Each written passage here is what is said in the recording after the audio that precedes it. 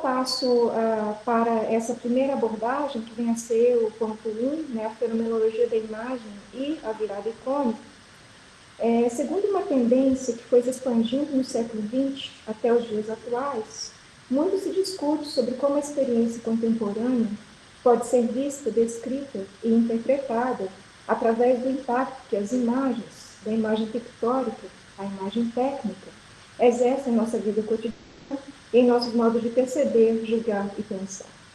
Edmundo Husserl, fundador da fenomenologia, já indicava no século XX uma profusão de imagens, ocasionando o impasse de delimitar o campo da imagem e o extracampo, a imagem e o referente. Em sua alusão ao quadro de David Teniers, Aqueduc Leopold Wilhelm, em sua galeria em Bruxelas, cerca de 1650, a imagem figura uma galeria de imagens e é exposta numa galeria de imagens, como se o referente da imagem não pudesse mais ser buscado fora, no mundo externo, e como se as imagens se remetessem entre si, diferencialmente. Pode passar, por favor, Jean.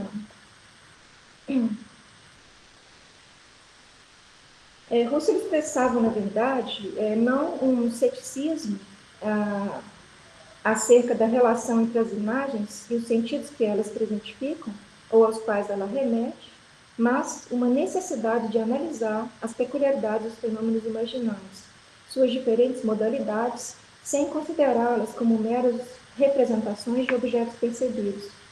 Alô, Jean? Oi, Jean? oi. Eu acho que vocês não estão me escutando bem ou não? Sim, sim, pode falar. É porque eu tinha te pedido para você passar, eu me referia a essa imagem. Mais abaixo? Você passou? Passei a imagem, é a Sim. partir. Sim, pode voltar para a imagem, então, por favor. Sim, é porque eu não estava vendo aqui. Então, essa imagem a qual você se refere, em ideias 1, né, onde nós temos, então, essa profusão de imagens, e aí nós já vamos ter uma das questões importantes, né, em que medida que a consciência de imagem é uma consciência que permite uma presentificação de um tema, né, de um assunto, mas, ao mesmo tempo, há um fenômeno de remissão ou de indicação das mesmas imagens entre si. Então, em parte, nós pedimos alguns componentes ou teores que são teores intuitivos e alguns componentes ou teores que são teores semióticos. Na abordagem em geral do Husserl, sobretudo na Husserliana, que vem a ser a obra, né, que são essas obras completas do Husserl, uma delas é dedicada ao fenômeno, então, da consciência de imagem, fantasia e lembrança, que é a fenomenologia, que é, né, a obra Consciência de Imagem, Fantasia e Lembrança, né, que foram manuscritos publicados, então, na Husserliana de número 23. Então, nessa obra, Husserl vai afirmar, né, uma tendência de ressaltar os teores intuitivos da presentificação por imagem, mas a gente vai ver que a coisa, então, não é tão simples assim. Bom, então, voltando ao texto, na busca de analisar a especificidade da consciência de imagem, que é distinta de outros tipos de consciência, ou seja, é distinta da percepção, é distinta da consciência judicativa, da consciência rememorante e outras, Husserl, então, nessa Husserliana de número 23, inaugura um campo mais amplo de estudos fenomenológicos sobre os diferentes tipos de atos imaginantes, seus graus de evidência, suas camadas constitutivas, seus estatutos em relação aos âmbitos estético e cognitivo. Por outro lado, os instigantes modos, como as linhas, cores, superfícies, parecem produzir sentido por si mesmas, ou as situações em que as remissões da imagem mesclam ao campo visual imprevisibilidades não visadas. Então, tais aspectos, né, nos permitem também tentar delinear os diferentes teores que atuam aí nos modos, então, de presentificação. Com o objetivo inicial de fornecer o mapeamento de posições, caberá inicialmente então situar o escopo mais amplo em que a abordagem filosófica das imagens adquiriu relevância no século XX, a saber, a assim chamada virada icônica ou pictórica. Pode passar, por favor, Jean? Então, a assim chamada virada icônica ou pictórica, né, ela foi apresentada sobretudo por dois autores, Gottfried Böhm, né, e o William Thomas Mitchell, mais ou menos simultaneamente, nos anos 70, 80, onde esses autores, então, vão, através dessas respectivas terminologias, então, se referir a uma tendência de fortalecimento de abordagem dos fenômenos imagéticos, dos fenômenos imaginários em geral, que seria uma característica específica do século XX, em detrimento de um modo como a imagem teria sido, de certa forma, relegada a abordagens secundárias ao longo do pensamento filosófico, sobretudo metafísico. Então, Gottfried Böhm, né, que é um desses autores, desde o final dos anos 70, e especialmente na obra Was ist ein Bild, né, o que é uma imagem, o filósofo e historiador da arte, Gottfried Böhm, no esteio da fenomenologia e da hermenêutica, empregou primeiramente o termo ikonische Wunder, ou seja, virada icônica, para aludir a um retorno das imagens, né, a um Rückkehr der Bilder, nas reflexões filosóficas desde o século XIX. Em analogia com a virada linguística, a virada icônica refere-se a um novo panorama que, consolidado no século XX, veio a modificar o eixo norteador das abordagens filosóficas. Se, como é conhecido, a análise da linguagem sucedeu à centralidade da problemática moderna sobre o conhecimento, que, por sua vez, sobreveio ao questionamento clássico sobre o ser, finalmente a virada icônica alude à expansão porque passou o âmbito das imagens e suas abordagens teórico-filosóficas no século XX. Poderíamos citar várias delas, além da fenomenologia. Por exemplo, as epistemologias do ícone, as teorias dos símbolos, as fenomenologias da imagem, as novas estéticas da imagem fotográfica, as teorias da imagem onírica, a metaforologia, por exemplo, como a desenvolve Hans Blumenberg. Por sua vez, quase simultaneamente a Gottfried Böhm, pode passar, por favor?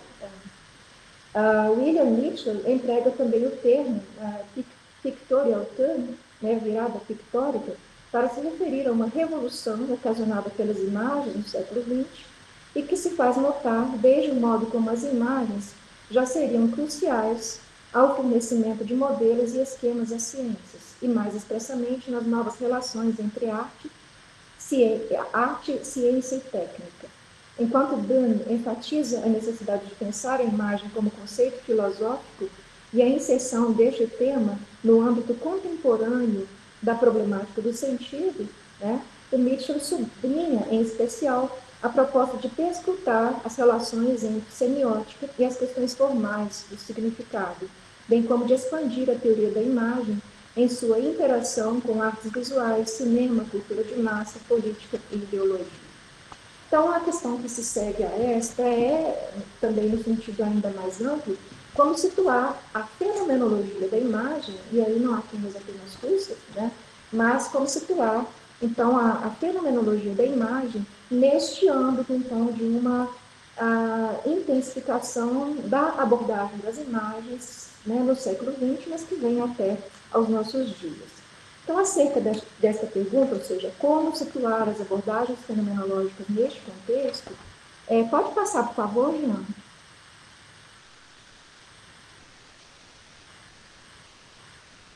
Pode passar?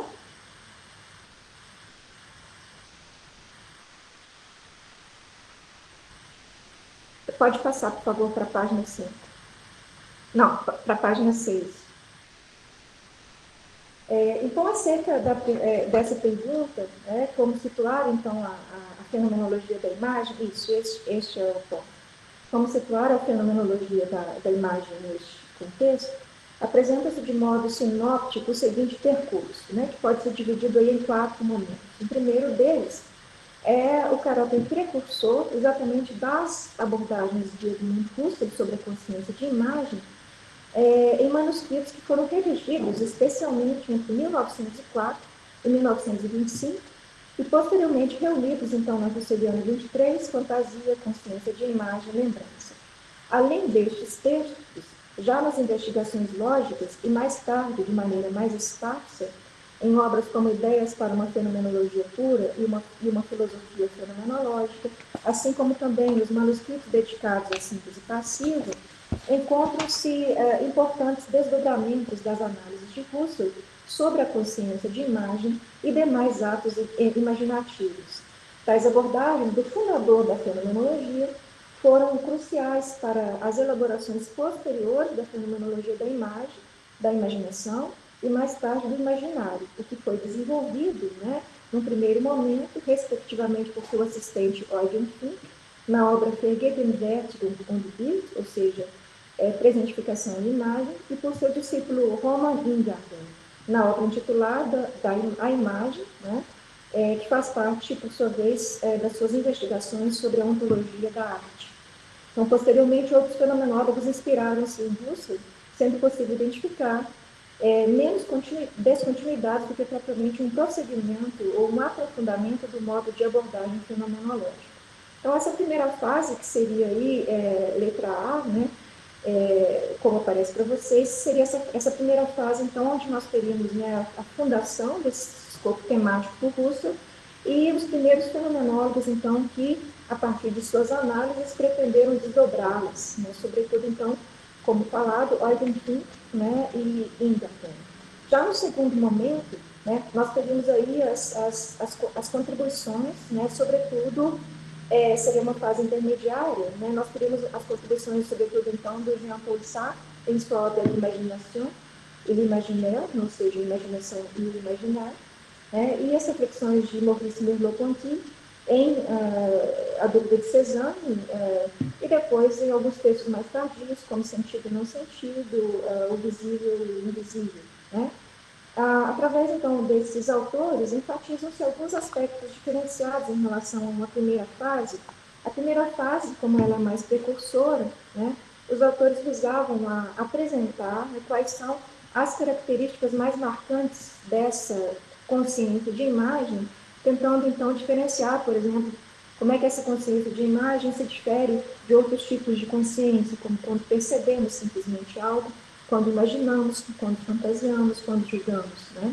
Já essa fase intermediária, então, onde nós situaríamos, eu e alguns outros intérpretes, onde nós, então, situaríamos aí, sobretudo, essas contribuições, então, do Sartre e do Merleau-Ponty, nós teríamos aí uma tentativa, então, de expansão do campo do imaginário, que se torna mais amplo do que a abordagem da consciência de imagem, e também, no caso de Merleau-Ponty, a constituição expressiva da imagem no mundo e em sua relação com o corpo, bem como também a ideia de uma invisibilidade intrínseca ao visível, que Merleau-Ponty vai tratar, sobretudo, mais tardiamente, no visível e invisível.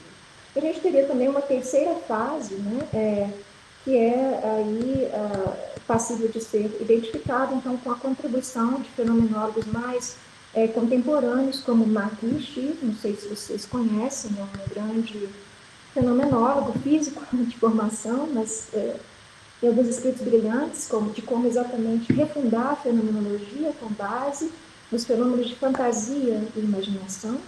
Temos também o Bernard Weidenfeld, Jean-Luc Marion, e alguns outros autores de inspiração, então, fenomenológica, que voltam-se a novas questões concernentes a essa abordagem da imagem, sobretudo, então, trazendo outros âmbitos também, como uma tentativa de elucidar de um modo mais aprofundado a relação entre experiência estética e onírica, e essa é exatamente, como eu disse, essa primazia, então, de certos fenômenos imaginativos, e no escopo do que vem a ser os fenômenos de fantasia, que não são mais passíveis de se derivarem da percepção. A gente sabe que a percepção, ela tem, por exemplo, uma importância muito grande na abordagem husserliana das intuições. A percepção como sendo esse escopo de maior evidência, em relação às outras modalidades de intuição. Mas, sobretudo, Marc Vichy vai propor uma refundação da fenomenologia, então, de certa forma, invertendo essa preponderância, e é por isso que esse campo, então, os fenômenos imaginantes, imaginários e fantasiantes, eles vão adquirir uma importância muito grande. Por sua vez, a gente teria um quarto momento, que esse quarto momento ele não é simplesmente representado aí por fenomenólogos, mas autores, sobretudo então, de uma geração francesa, que se inspira também na fenomenologia, além de se inspirar, né, no estruturalismo, né, e em outras tendências, numa abordagem materialista, em muitos casos, psicanalítica. Nós vamos ter esses autores, como Jacques Derrida, Roland Barthes, Rupert Dennis e, mais recentemente, Georges Lieberman, né, que vão exatamente problematizar os limites da fenomenologia da imagem e as relações limítrofes entre doação de sentido subjetivo, né, uma pretensão transcendental, e um estatuto ontológico da imagem. Então, a partir de transformações instauradas pela arte contemporânea e pela difusão da imagem digital, ou seja, de um modo bastante próximo ao nosso contexto, então vem à tona nestes enfoques problemas como o recuo da pintura figurativa e a destituição dos referentes da imagem, as diferentes materialidades da expressão pictórica e os modos como interferem no visível, assim como as mutações tecnológicas, especialmente na fotografia digital e na imagem técnica. Então, aí a gente tem não apenas uma abordagem que poderia ser passível de se classificar como fenomenológico, mas, então, novas questões, né, suscitando, de certa forma, uma interdisciplinaridade, né, e uma intertextualidade com influências, então, provenientes de outros âmbitos, né? Então, esse é um mapeamento até aquilo que foi feito, né? Uma tentativa, então, de mapear, primeiramente, o contexto dessa assim chamada virada icônica ou virada pictórica, sustentada por alguns autores importantes, a maioria deles filósofos, mas alguns já são especificamente teóricos da imagem, né? Então, no segundo momento, a gente fez uma breve tentativa aqui, de uma forma geral, né, en passant, de situar, então, a fenomenologia neste contexto, e agora nós vamos, então, voltarmos aqui para a Rússia, como eu falei, que era quase uma abordagem, assim, dedutiva, a gente começou do mais geral, então, para chegarmos aqui à singularidade de algumas formulações, então, apresentadas por Husserl, né? Então, primeiramente, aqui a gente vai ter, antes de passar, na verdade, para essa singularidade da abordagem do Husserl, né? Nós vamos tentar, então, classificar o que vem a ser a peculiaridade da fenomenologia. Ou seja, se a fenomenologia não é a única instância, não é o único direcionamento que aborda imagens neste contexto, como é que ela seria passível de ser classificada? Como é que a abordagem fenomenológica seria passível de ser classificada? Você pode passar, por favor, Jean? Sim, já havia passado esses 4 momentos, né? Então a gente agora fala então dessas 3 principais metodologias contemporâneas da abordagem da filosofia da imagem. Então, a tendência entre os principais intérpretes é classificar a abordagem husserliana como uma abordagem perceptiva das imagens, né? E é com essa classificação que eu discuto um pouco. Então, aqui eu vou situar, em linhas gerais, então, em que consistem essas 3 abordagens. Então, primeiramente, nós teríamos uma abordagem, assim chamada de abordagem antropológica, nós teríamos uma abordagem semiótica e uma abordagem perceptiva, né? A minha hipótese, tese, que eu já desenvolvi em alguns textos, é a ideia de que a apreensão husserliana das imagens, a sua contribuição, ela diz respeito tanto a uma tentativa, então, de ressignificação dos fenômenos perceptivos, mas ela vai além disso. Então, ela traz também alguns aspectos antropológicos, embora este não seja o cerne, e ela traz, sobretudo, então, também alguns aspectos semióticos que envolvem a necessidade de pensar a relação indicial e simbólica que nós encontramos, então, nos fenômenos de abordagem das imagens. Então, a primeira delas, que seria, então, esse direcionamento, então, antropológico, né? Esse direcionamento, então, antropológico enfatiza o surgimento de imagens a partir da espontaneidade da consciência humana ou como criação ou como criação ao artefato, no sentido, por exemplo, em que tanto Sartre quanto Hans Jonas formulam, né, acentuando a atividade de produção humana, cuja relação indireta e inventiva com o meio afirma o traço específico do homem em relação a outros seres vivos, ao animal, mais especificamente, que seria incapaz, né, de aprender ou de produzir imagens e conteúdos. Então, através da produção e apreensão de imagens, o homem se apartaria do ciclo causal das coisas meramente reais, né? Já que nenhuma causalidade física determinaria a produção de imagens. Então, essa abordagem antropológica enfatiza sobretudo esse aspecto, ou seja, como traço distintivo do humano, né, a instauração da imagem, ela rompe com o ser dado do mundo perceptivo natural, né, e instaura ali, né, uma espécie de segunda natureza, né, ou aí, né, a ideia, então, de um âmbito que exatamente não pode mais ser reduzido ou abordado através de relações meramente físicas ou causais. Então, a ideia, aí nós vamos ter alguns, você pode passar, por favor, Jean? Nós vamos ter aí alguns representantes, né, sobretudo, então, acentuando, por exemplo, o assim chamado milagre de Lascaux. Todo mundo já ouviu falar no milagre grego, não é, quando nós passamos do mito ao logos, né? Mas alguns desses autores, por exemplo, Bataille vai falar no milagre de Lascaux, né, tentando instaurar o nascimento do homem, não mais pela instalação do logos, mas antes pela invenção das artes da imagem, né? Nós vamos encontrar, então, abordagens semelhantes aí, nesses outros autores. Uma imagem onde a gente tem essa, digamos assim, uma certa apropriação, né, desse ser dado do âmbito mineral, por assim dizer, rochoso, deixando ali exatamente uma espécie de marca do humano.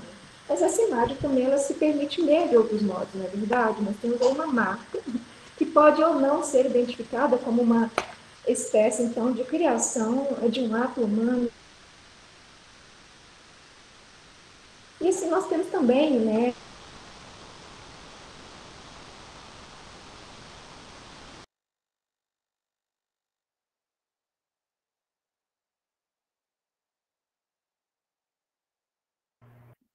Professora? Travou para você, André? Sim, alô? travou. Gente, Retornou. travou, né? Retornou. Ficou muito tempo parado?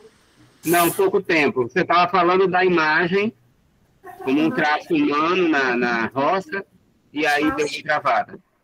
Então não perdemos muita coisa, não. Só complementei que essa imagem ela se deixa ler assim, né, como uma espécie então de apropriação, né, de demarcação do humano em relação a esse âmbito do dado, mas também essa imagem ela se permite ler diferentemente, né? Ela se permite ler aí, né, como um indício, um signo de algo outro, né? Não necessariamente deste modo. Então a segunda tendência ou o segundo direcionamento é intitulado exatamente de abordagem semiótica, onde então as imagens são lidas, né, como símbolos, né? Elas podem ser apreendidas enquanto ícones, índices, símbolos, tá?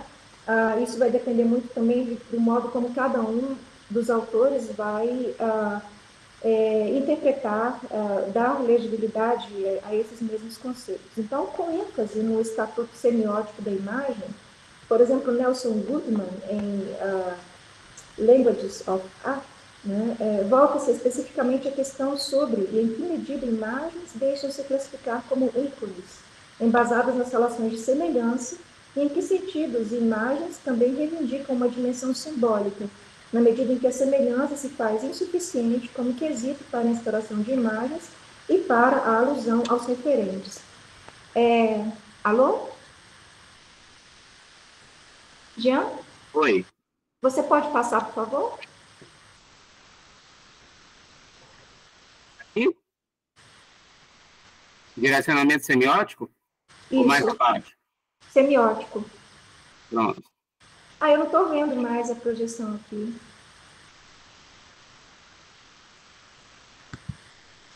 Bom, não sei porquê, mas tá, eu te falo, então a gente vai continuando assim. Então, nessa abordagem semiótica, né, nós vamos ter aí, por exemplo, uma tentativa de elucidar como que os critérios de figuração por semelhança né, eles não são padrões universais, mas eles variam de sociedade para sociedade, né, a depender como as diferentes culturas, então, se reportam a códigos culturais singulares pelos quais as imagens são interpretadas. Né? Então, entre essa busca dos referenciais da imagem, ou seja, aquilo a que os signos se remetem, né? Ou seja, entre a busca dos referenciais da imagem a serem decodificados e a resistência da imagem em relação a esse aporte referencialista, tem-se várias nuances em que o lugar da imagem se diferencia desde o ícone representativo até a suposta ausência de referencialidade. Enquanto o ícone se apresenta exemplarmente na pintura figurativa clássica, essa última condição, ou seja, a dificuldade, né, de apreendermos através da imagem o referente, então essa última condição veio à tona, especialmente desde as vanguardas da arte moderna e suas respectivas teorizações. Nesse aspecto temático, as análises de Husserl podem oferecer uma contribuição para as diferenciações das imagens entre a transparência, ou seja, em relação àquilo que deve ser decodificado, e a opacidade, no sentido em que muitas imagens elas resistem a esse retorno exatamente ao seu referente. Como aponta Gottfried Damm, eu cito, pode passar, por favor?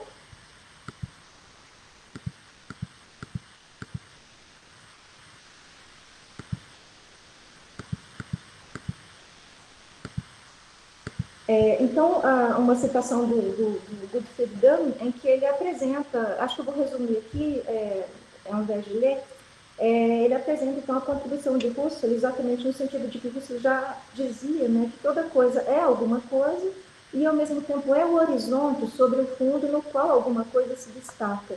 Então, essa coisa, ela permaneceria ao reino do sucessivo, né, e também ao reino do contíguo, né. Ao mesmo tempo, nós teríamos o horizonte de mostração. Então, a imagem, né, ela poderia ser analisada através dessas contribuições, então, diferenciando aí, né, entre uma dimensão em que a imagem é signo de algo outro, ela aponta para, ou ela simboliza algo não presente, e ela poderia ser lida também, né, através, então, desse aspecto exatamente que se destaca, e onde nós conseguimos ver aí, né, o que seria o tema da imagem. Mas, se nós formos nos basearmos aqui nas abordagens mais características da fenomenologia de Husserl, então Husserl seria classificado as suas análises da imagem, elas seriam classificadas no âmbito perceptivo, que é exatamente o terceiro. Você pode passar, por favor, Jean? Sim? Alô? Principais tendências das abordagens semióticas, é isso? Não, agora a abordagem já perceptiva, na qual, então, sobretudo Lambert Wiesen, mas também Emanuel Aloa, vão classificar, então, as análises do Husserl, né? Ok. Segundo, então, essa classificação proposta por Wiesen, Lambert Wiesen, a característica marcante do direcionamento perceptivo consiste na tentativa não semiótica de responder à pergunta sobre o que é uma apresentação, uma Darstellung, distinguindo-a do âmbito da representação e da remissão pelo signo. Então, esse termo apresentação enfatiza o caráter imediato da aparência e não mediato. A mediação é o que caracteriza o aporte semiótico, sobretudo, mas então aqui na fenomenologia, se ela se baseia efetivamente nessa dimensão perceptiva, nós teríamos a ênfase nessa ideia de uma imediatez, na medida em que nós temos uma aparição na qual se faz presente um tema. Então, nós teríamos essa abordagem de Husserl, né? Nós temos uma imagem física, mas essa imagem física ela é apenas uma das estruturações através das quais esse objeto imagem, o que você denomina de bit object, então aparece. Então, aquilo que é imagem, né, como se ele exatamente se instaurasse sobre esse suporte físico, né, e além disso, presentificasse um sentido, presentificasse um tema. Então, enquanto o enfoque semiótico enfatiza a diferenciação da imagem em representação, representante e representado, né? Diferentemente, Husserl trabalharia com as diferenças exclusivamente fenomenológicas que viriam à luz enquanto percepção sobre a qual se instaura a imagem. Então, aí, só voltando um pouco, de modo que didático, eu separei, então, essa ideia, né, dos 3 níveis da imagem. Eu não estou vendo mais o que está sendo compartilhado, aqui para mim é o de número 17.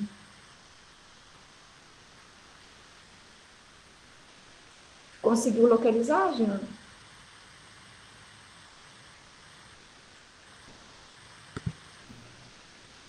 Eu estou na passagem seguinte. Edmundo Husserl, Fantasia, Consciência de Imagem e Lembrança. Vai mais acima. Isso, aí a gente tem, então, onde eu fiz esse esquema, é o número 17, porque eu não estou conseguindo ver aqui o que está sendo compartilhado mais. Página 17, né? Isso.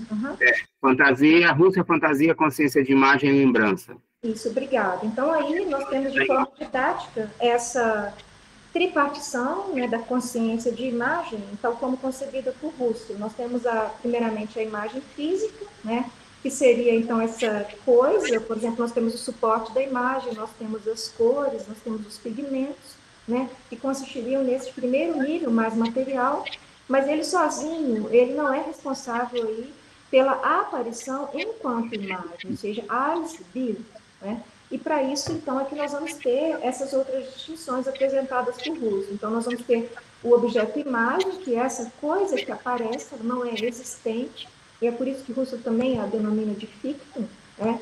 Ela não se confunde com a coisa física, mas ela vai aí permitir, então, que uma outra coisa, né, um outro sentido se presentifique nela, que venha a ser exatamente esse sujeito imagem, né, que sujeito, né, é um termo francês, na verdade, que você está utilizando, mas o biais de sujet seria esse tema da imagem. Então, se nós temos uma imagem figurativa, se você conseguir pular um pouquinho aí, Jean, nós temos aí, por exemplo, um Rembrandt na projeção de número 22, né, onde nós podemos aí identificar esses 3 níveis, né, aquilo que seria o suporte e as outras qualidades materiais. Nós temos aí o que aparece enquanto imagem, o sentido que nós conseguiríamos aí visualizar.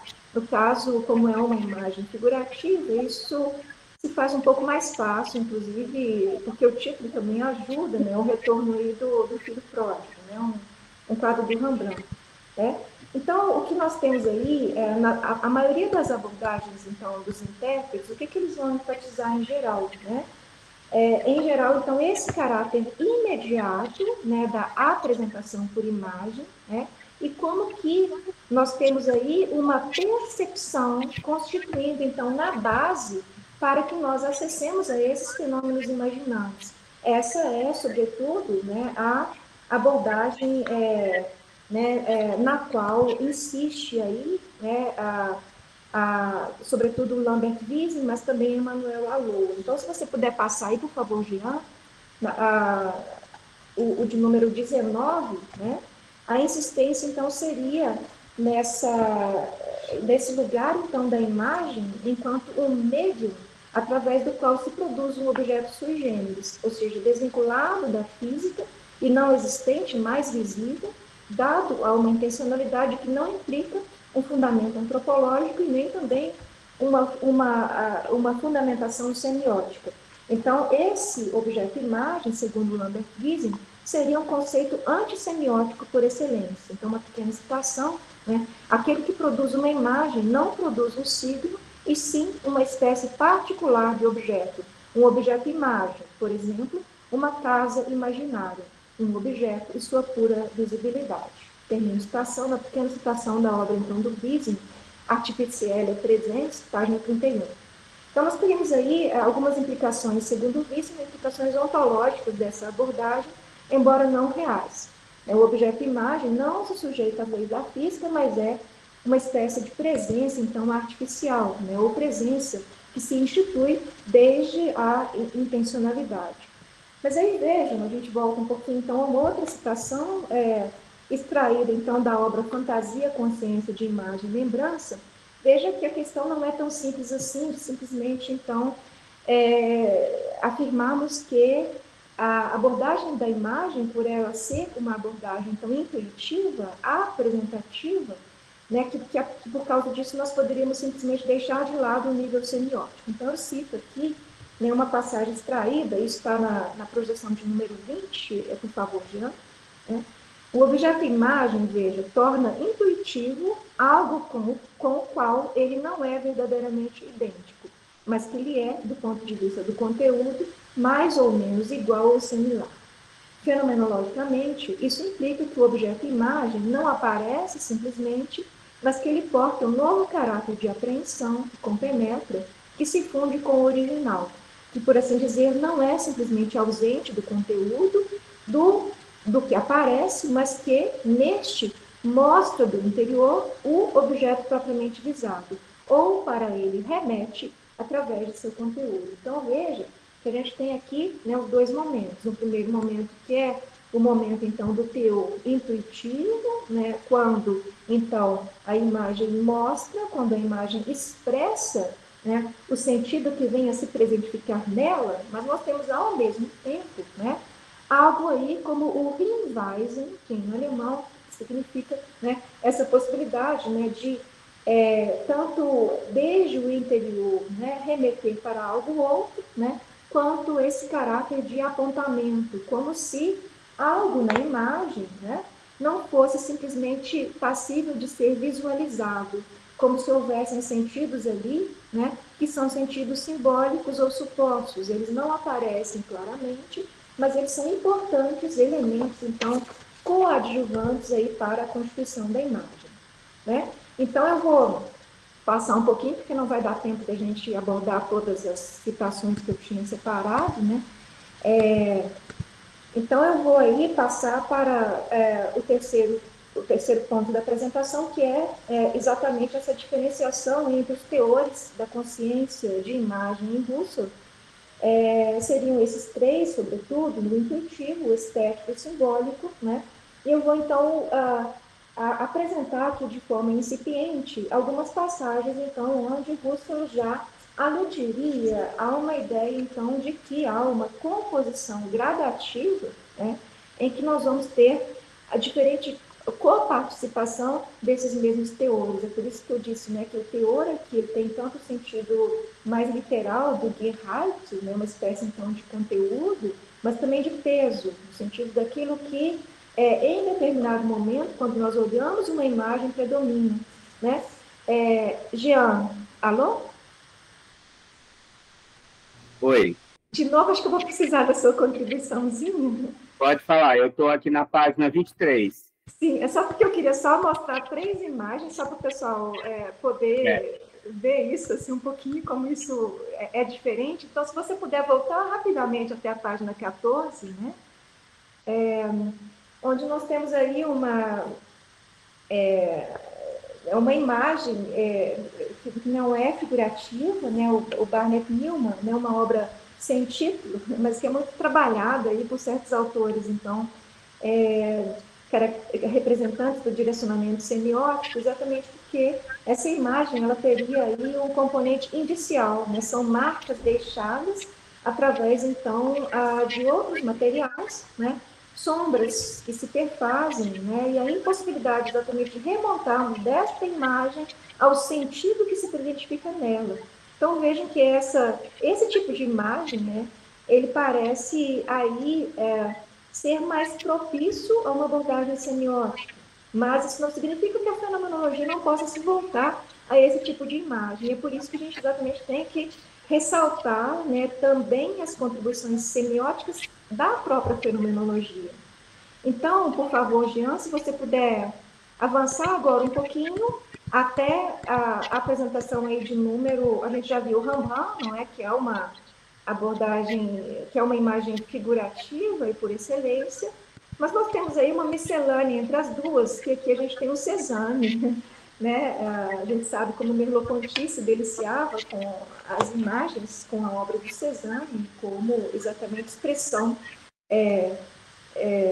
a carne do mundo, né? E no sentido de que não se precisa fazer imagem representativa, né? Exatamente para estar abordando aí o cerne das coisas. Então, a gente tem em Cézanne, no slide, então, 25, essa dimensão, né, onde parece predominar algo ou outro, ou seja, nós não simplesmente vemos essa imagem no sentido de identificarmos o tema, que seria la Montagne Sainte Victoire, ou seja, a montanha Santa Vitória, mas nós também ficamos aí, de certa forma, extasiados com essa combinação aí de diferentes pigmentos, manchas, né, como isso tem uma relação específica de luz e sombra, né, que nos afeta de um outro modo.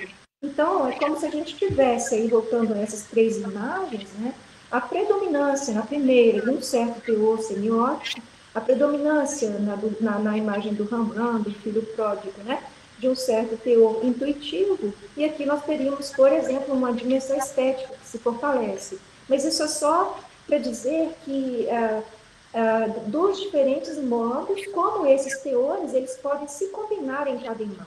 Então, agora eu volto para a abordagem aqui do Husserl, que é o terceiro ponto, tentando exatamente destacar como que já nas investigações lógicas, né, Husserl teria insistido aí num compertencimento, então, entre a dimensão intuitiva da imagem e a dimensão semiótica. Aí, Jean, então, seria a apresentação aí de número 30, né? E eu leio aqui um pouquinho para a gente entender, então, como isso se dá. Então, muito embora a abordagem de Husserl seja classificada por Wiesmann como abordagem perceptiva da imagem, né? Já nas investigações lógicas, há um lugar em que a imagem e os atos imaginantes não são necessariamente subordinados a um aparato perceptivo e nem tampouco a uma função cognitiva de visualização do significado, né? Em relação à intuição que viesse a preenchê-lo. Nem também, né, as imagens são enfocadas segundo a primazia das qualidades perceptivas do campo visual. De modo muito incipiente, na primeira das investigações lógicas, Husserl trata a imagem juntamente com os outros fenômenos de indicação, ou seja, Anzeiger, caracterizando-se por um vínculo contingente associativo, ancorado em alguma situação fática ou em algum suporte material. Então, Husserl já dizia que nós temos sempre o fenômeno do índice, quando um estado de coisas que aparece, né, ele nos remete a um estado de coisas ausente, né, que pode, então, vir a ser associado, né, através de algumas leis de associação com aquilo que aparece, né. Nós vamos ter um outro tipo de signo que Husserl identificava com os fenômenos da linguagem, nessa primeira investigação, que eram os fenômenos expressivos por excelência. A linguagem, ela expressa a intenção de significação. Então, a questão que se coloca, e me parece exatamente que Husserl colocou-se essa questão e a abordou nos manuscritos subsequentes, então, entender um pouco melhor se as imagens, elas permitem-se, então, serem também fenômenos expressivos, né? Ou se elas também, né, trazem consigo uma dimensão indicativa, mas de todo modo, seja enquanto expressão, seja enquanto índice, é necessário também, né, que nós consideremos essa abordagem, então, dos fenômenos semióticos para além, né, dos fenômenos intuitivos que nós acabamos de ressaltar. Então, a Husserl, nas investigações lógicas, mas, sobretudo, agora, numa investigação, na sexta investigação lógica, né, Husserl nos traz uma consideração importante acerca disso, né, no sentido de que nós vamos ter sempre um copertencimento entre aquele que seriam os diferentes pesos constitutivos da unidade sintética do percebido. Então, Husserl vai elaborar da seguinte forma. Então, uma passagem da sexta investigação lógica, né, enfraquece previamente a tese da primazia da percepção na constituição da imagem na fenomenologia de Husserl, mitigando a Van Lalleco a ordenação de sua fenomenologia como ponto culminante do intuicionismo. Husserl concebe a pura intuição e a pura representação significativa como duas possibilidades ideais, mas que no fenômeno geralmente se combinam em diferentes graus ou teores.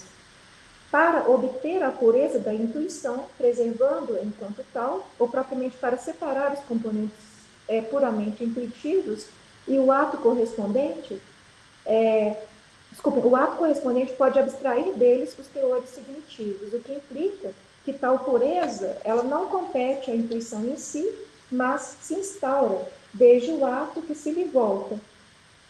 Então, como casos limites, né, Husserl vai estabelecer a distinção baseada na seguinte equação da unidade sinteticamente constituída. Nós teríamos uma apreensão de algo em suas determinidades, em teores signitivos simbólicos, por um lado, e em teores intuitivos, por outro lado.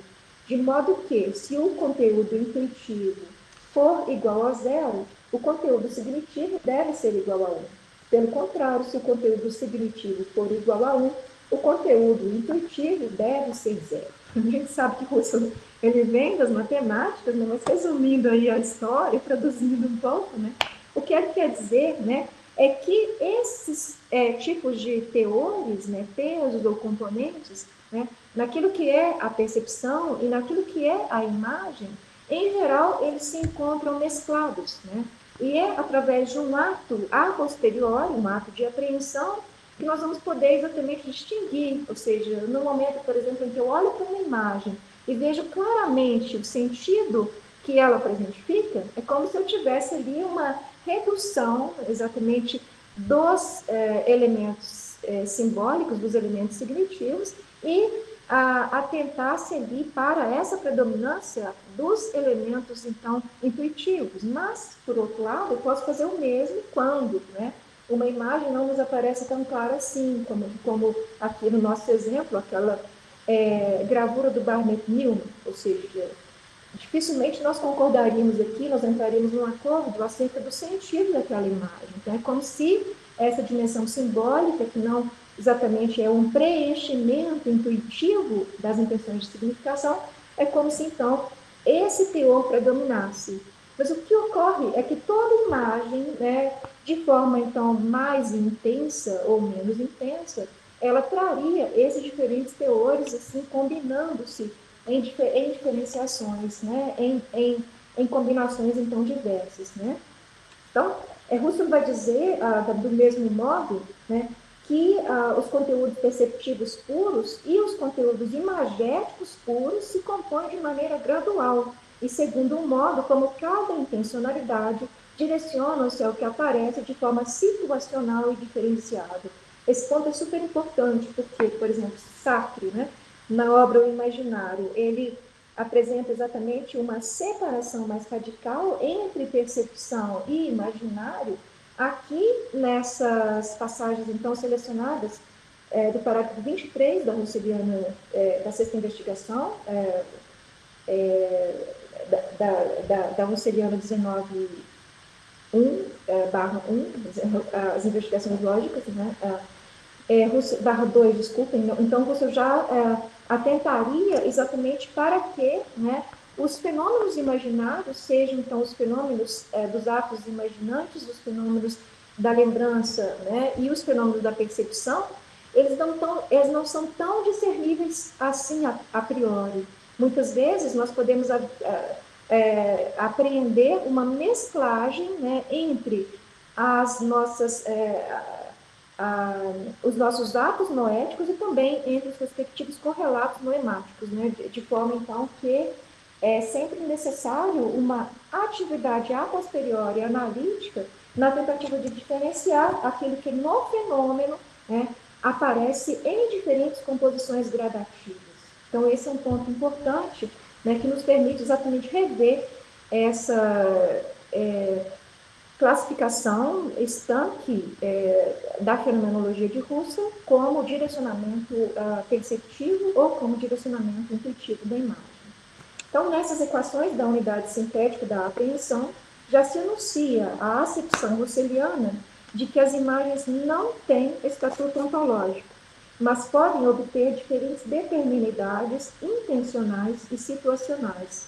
A concepção da imagem como visualização perceptiva, simplesmente, ela mostra-se inadequada, pois pertence à constituição fenomenológica da imagem conter componentes simbólicos que não se aderem à visibilidade, bem como conter facetas indicativas que inscrevem na modificação da imagem lacunas e remissões vagas a elementos ausentes. Imagens não são meras intuições, seja quando consideradas desde a primazia dos elementos de presentificação perceptiva, seja de acordo com a presentificação de qualidades assimiladas a outros objetos por semelhança. Né? Uma exceção ocorre quando, pelo ato intencional correspondente, os teores cognitivos simbólicos são a posteriori reduzidos a zero, mas isso ocorreria, então, sempre a posteriori. Por sua vez, imagens também não são meros signos, a não ser quando, e na medida em que, desta vez, pela intencionalidade respectiva, os momentos intuitivos sejam reduzidos a zero. Mas, de todo modo, a imagem conservaria um certo teor de intuição, um certo teor, né, que em alemão quer dizer, né, uma certa dimensão dessa anschauliche Vergegenwärtigung. Bom, então essa confluência entre teores intuitivos e os indicativos simbólicos na constituição da imagem seria não um ponto fraco das análises de Russell, mas antes, nisso se afirma uma potência constitutiva das imagens no modo em que se constituem enquanto tais.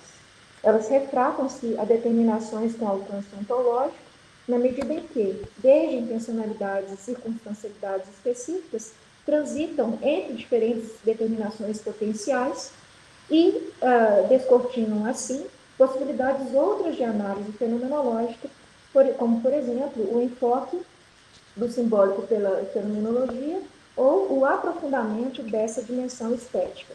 Então, tem uma citação, eu volto um pouco aqui a ela, né, uma citação curtinha aí do Hans Heiner na página, então, de número 27, na projeção de número 27, por favor, Jean, né, a imagem em Russell, ela tem de se afirmar contra o seu suporte, não deve ser encoberta pelos estímulos da superfície e deve também afastar uma superpotência do sujeito ou do tema, né, que nela se identifica.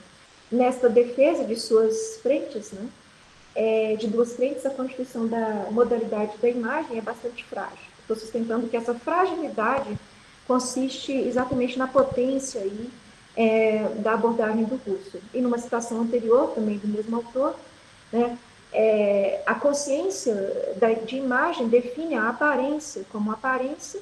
Isso significa a intencionalidade correlativa não termina mais no mundo. No caso da consciência de imagem, o seu acabamento na direção do horizonte do mundo, como ocorre na percepção, é retida, interrompida, dirigida para ela, mas dela distanciado.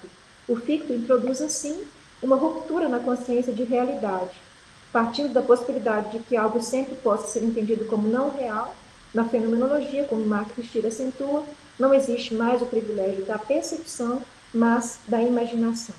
Então, é necessário pensarmos exatamente nesse alcance dessas diversas dimensões aí constitutivas da imagem e, sobretudo, acerca desses elementos circunstanciais, né, que estão aí na base de toda a interação fenomenológica que nós podemos ter com as imagens e na possibilidade de que essas imagens elas consigam trazer, então, aberturas de outros horizontes.